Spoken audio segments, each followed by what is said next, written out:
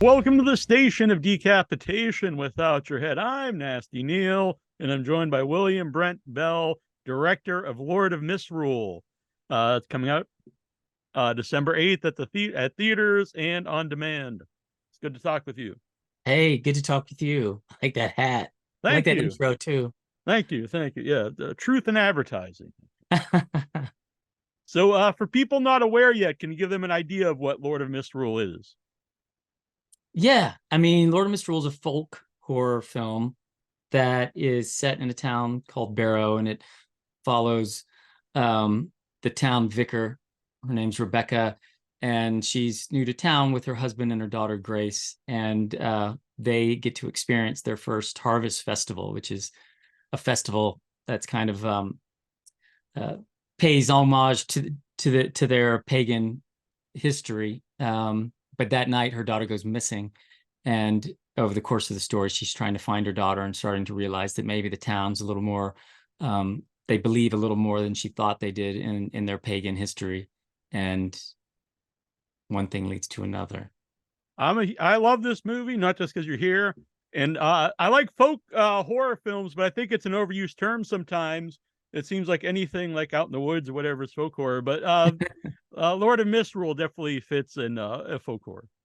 Yeah, right. I mean, it's that's so much of what it is. I mean, it's about the history of this area and areas like it, and the symbology and the costumes and the way they live, kind of in a different time almost. It's very folky. I'm not a huge fan of labeling genre stuff I or agree with that as genres, well. Yeah. but I mean, it's a way to describe kind of what somebody's Yeah, getting yeah, to, maybe. yeah. It's really annoying when people want to argue over genre. Like, does it make Alien a better movie or worse movie if it's sci-fi or horror? I mean, if you It's like it, you silly. like it. Yeah. Yeah, and we won't get into it because you probably have your opinions, but usually those movies, I'm like, yeah, they're horror. I mean, like if somebody's dying a horrible death, or you're scared of a monster, or any number of things, but whenever something's great, a lot of times, Yeah, they didn't want to obviously, take the horror away, right? yeah, it's funny. Yeah. So what interested you in the script? You know, just it from what you saw in the movie, very much is the way that Tom DeVille like set up the script, and like the mythology I thought was really, like, for me, really interesting, and it was kind of complicated in a good way but easy to understand in another way, which I thought was like great writing. And and just the tone of both the vibe of the daughter almost like killing a rabbit in the opening scene, and me kind of going, okay, great, like I see, like he's playing around with really cool stuff in this. And then just the vibe of a small village in the UK, and the way they celebrate these festivals, and the masks and the pageantry and the costumes. It was like all of that immediately like hooked me. And then the story of, this woman, and trying, making as big a decision as she could make about her own life to, possibly, hopefully save the life or soul of her daughter, was a great, something that pulled me through the rest of the movie.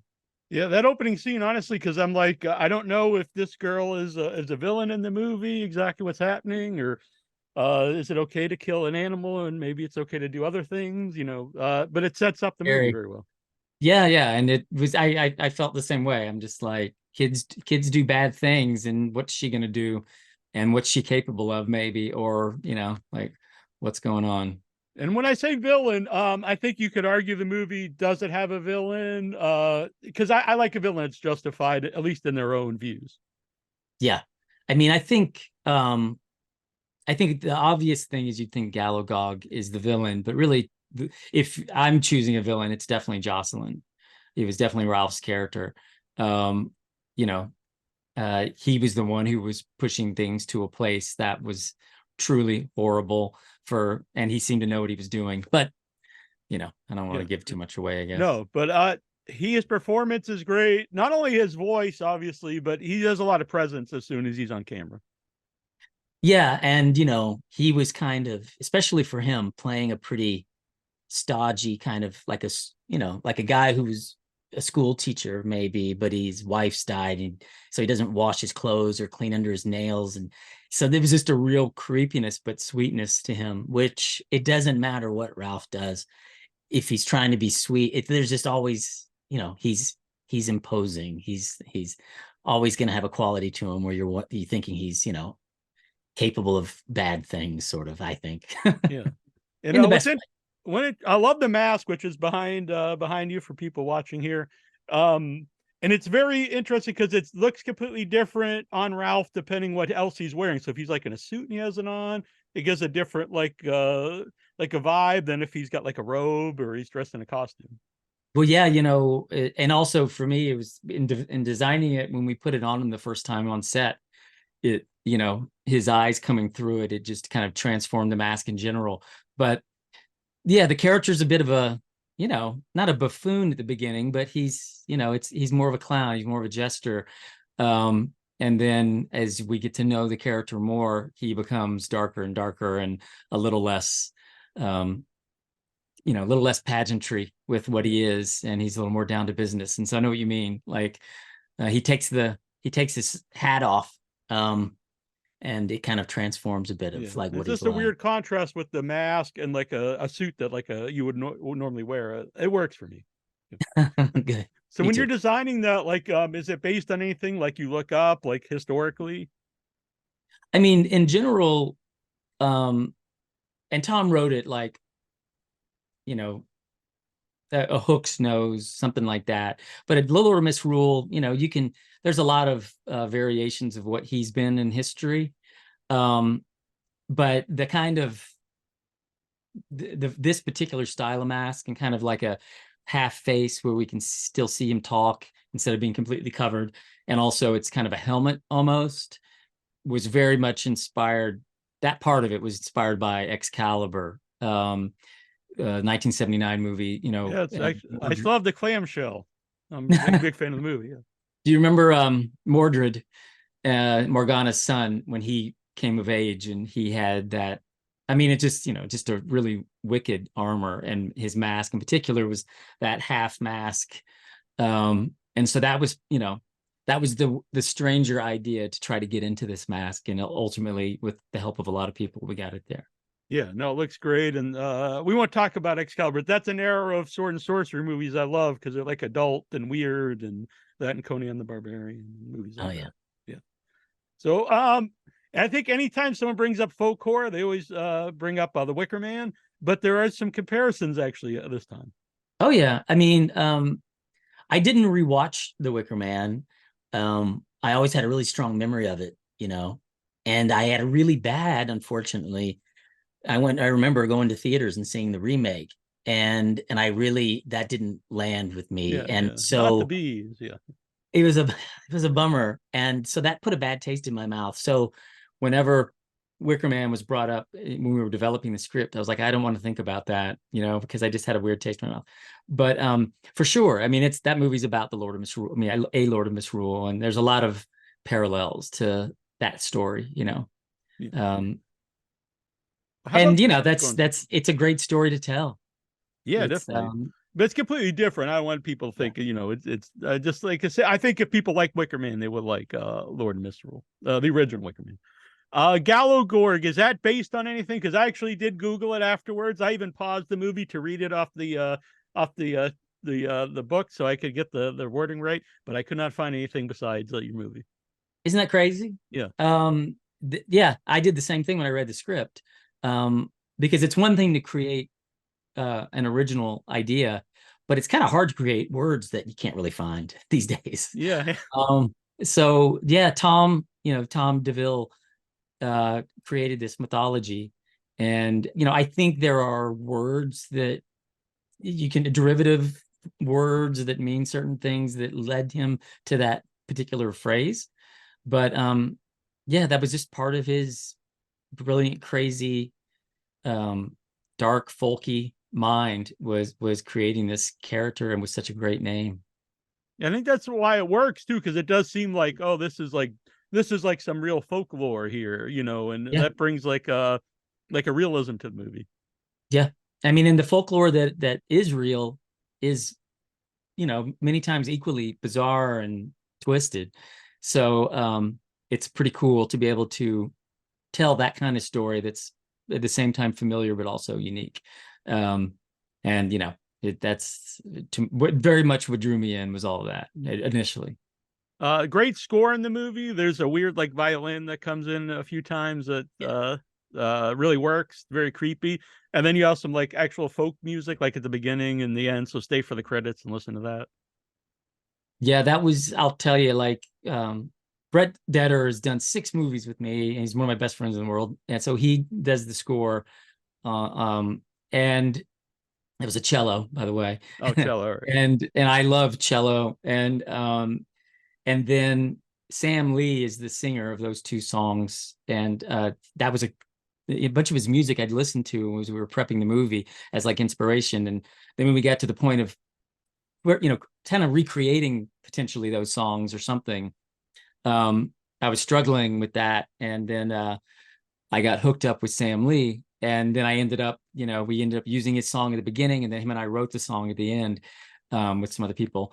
And so that was just, for me, great to be able to have what was inspiring me during pre-production and production be exactly the person. The voice was you never get to put the voice in your head in the movie. And this time I did. So it's very cool. I definitely recommend listening to the closing track. I know sometimes when things go on different not websites, but different platforms, they skip over the credits at the end, which is very annoying. But and it's, you listen to it because I was like, oh, this must have been written for the either written for the movie, or you listened to the song before and kind of wrote it into the movie. I don't know. But no, it was written for the movie. That's the whole story of the town of Barrow and Tobias Braun. And so it's all based kind of, on Tom's mythology of what happened to the town 300 years ago, and then kind of what's happening again. Yeah. It was and it's all based, like the melodies are based on some like really old folklore melodies, and a lot of the music in the movie, we utilized really old melodies and kind of repurposed them in different ways. Yeah, I'd love to see it on. I think when people think of seeing in the theater, you think of just the visuals on the big screen, which obviously is great, but also you get to hear the music and feel the music. So I think that would work really well if you get a chance to see Lord of Misrule in the theater. Yeah, I agree. It's nothing better than being in the theater. Yeah, I agree. Yeah. So where did you shoot the movie? We shot it in a little village about an hour north of London called Aldbury Village, which is, it's been around forever. And all the buildings are, the newest building's a few hundred years old, and the oldest is from the 1495 or something. And they had a stockade where they used to whip witches and burn, and it's in the center of the town village, the village square. It's crazy. It's just got such rich history. And the church we filmed in, it's been there, been there longer than America's existed. It's that's what I've said on the show before. It's weird because when you go to another country and you think of old things here, it's completely different than something old like in England, where it's so different. Yeah, and they have so much history that the stories they've come in and out of, it's crazy. And that's what part of what's interesting about making the movie is like everybody there has stories like this of growing up, like their town has festivals like this. And a lot of the people in our festival were, people who perform at real festivals. And I was gonna ask if there was like any locals in the movie. Yeah, all the festival people, it's like you get, like, they call them the mummer dancers, and it's a group of like 12 to 18 people, and they all have their outfits, and they have sticks and bells and dances. And so we had like 2 mummer groups, and it's just, instead of like casting people and creating a dance, it's like, come in and do what you guys do every year. Things like that. It was it was cool to be able to shoot a village for a village, and to be able to lean into all the local lore. Yeah, I would assume like trying to just actually create a whole village would be a huge budget, and to actually use the village would it just looks more realistic, I think. Yeah, because it is. Right. Yeah. Exactly. I also like there's a lot of very interesting older actors in the movie, and they all have like great faces and expressions, and you don't always see that in modern movies, so I was happy to see that. Yeah, they like the talent pool in the UK is crazy. People um work with a different kind of mentality, like more long term. Nobody's trying to necessarily become famous. They're just like working on their craft. And so you just have this wealth of, talent, and casting those everybody, they were all really interesting. The Trimlo sisters in particular were two of my favorites, Yeah, the older ladies who that's who still, exactly I was thinking of. Yeah. I mean, you wouldn't really know it when you watch the movie, but we really did shoot in a 500-year-old house in like these, and they had just these two tiny bedrooms across the hall from each other. And if you really look, you could see like they live almost like little girls still, and they're kind of stuck at being two 10-year-old sisters, yet they're 80, and struggling with what's happening in the movie as characters, and cackly, funny, scary, unsettling, unnerving characters, like so many of the other ones. Yeah. And the movie really builds well. It really gets very creepy and scary as the movie goes on, because you're not really exactly sure what's happening and how much of it is real or how much of it is folklore. Yeah, I mean, I'm glad that it built for you. The And that's so much, I mean, so many things about it, but I think like the sound and the score, Yeah, maintaining a definitely. certain odd tension throughout the movie, was really important. And then Tuppence, and just because she's in pretty much every Yeah. scene, and so kind of you're with her, and so it just required her to carry so much. Um, and Was little that a hard Evie, role to cast? And when you found Tuppence, what really made her right for Rebecca? I was a fan of hers already, and from like the Wachowski series, Sense8, and I had seen her just in Mank, David Fincher's movie, and she, and so we got her the script, and she read it, and we met, and she cycled over, um and she's just amazing, and she has a very dark sensibility. She practices taxidermy because she wants to get good enough to be able to stuff her cat when it dies one day. I hope it's okay for me to say that, but she told me that story, which I thought was just crazy. But she just, she's going to direct like a scary movie soon, and that's just Okay. kind of her vibe. Very witchy, kind of cool, and really cares about the character. Um, so it was really easy, and we really dug into the script together and made a lot of changes, to kind of track her character and bring out all the details. So, and she even called me up and was like, "Listen, I'm going to get a perm. So, are you okay with that?" And I was like, "I trust you." She goes, "No, it'll be cool. It'll be this, like very relaxed perm." But you look at the movie, and it's like it plays great for her character. And now I kind of wish every lead woman in my movies has this kind of perm hair. Right. Yeah. Yeah, You can go it's back and CG it in like Jabba yeah. in the Return of the Jedi movies. But so do you keep any of the stuff from your movies, like the masks or costumes or anything? Yes, I keep everything. I mean, my studio is like a museum. I mean, I have the mask behind me. Not that one, but I have the real one behind me too. Oh, okay. You can't see it. But yeah, I mean, from every movie, all the main, like the boy, his weapon is also behind me. Um, and everything. It's like I would collect more of that stuff if I didn't make it, and just because I make it, it fills up enough Yeah. um of my space or whatever. But yeah, from every movie, I've got Isabel's bloody gloves and her, just all sorts of stuff. Cool. By the way, I know we're talking about Lord of Misrule. I'm a huge fan of the sequel to Orphan, and you can go and watch our review of it. And me and Annabelle, we do dinner and a movie, a review of we watch movies and review them over dinner, and we both loved your Orphan film. Oh, So great. yeah, Yeah. Well, and I look forward to more stuff from you. and I'm looking forward to, yeah, there'll be another Orphan 2 or Oh, 3. nice. Very good. Yeah. Well, thank you, man. Yeah, and Lord of Uh, Misrule is great. I really hope people go and check it out at the theater if possible, and if not, you can still watch it on demand starting December 8th. Thank you. Thanks. No, I really did love the movie. So Well, I appreciate it. Spread the word. I will do my best. All right. Thanks. Bye.